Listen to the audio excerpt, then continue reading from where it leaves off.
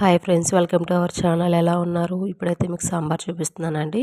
ఇందులో కొంచెం ఆయిల్ వేసుకునేసి కొంచెం ఆవాలు, జీలకర్ర, అలాగే ఒక చిన్న సైజు ఉల్లిపాయ, టమోటా, అలాగే కొంచెం కరివేపాకు కూడా వేసేసుకున్నానండి.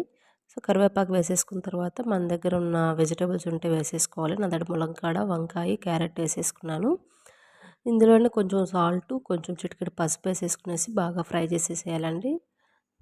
సో ముక్కలు బాగా మగ్గనివ్వాలి. ఇందులో కొంచెం కారము, ఎక్కువ వేసుకోకూడదండి కారం సాంబార్కి, అలాగే ధనియాల పొడి, అలాగే ఒక చిన్న నిమ్మకాయ సైజ్ అంతా చింతపండు చారు అయితే తీసుకుంటున్నానండి నేను. సో ఇందులో ముందుగా ఉడికించి పెట్టుకున్న పప్పు, అందులో టమోటా, ఉల్లిపాయ, కొంచెం పసుపు, ఉప్పు వేసేసి బాయిల్ చేసి పెట్టుకున్నాను. సో ఇందులో ఇంగువ యూస్ చేసేవాళ్ళు యూస్ చేసుకోవచ్చండి.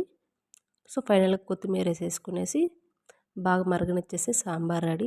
ఈ వీడియో కనుక మీకు నచ్చినట్లయితే లైక్ చేయండి, సబ్స్క్రైబ్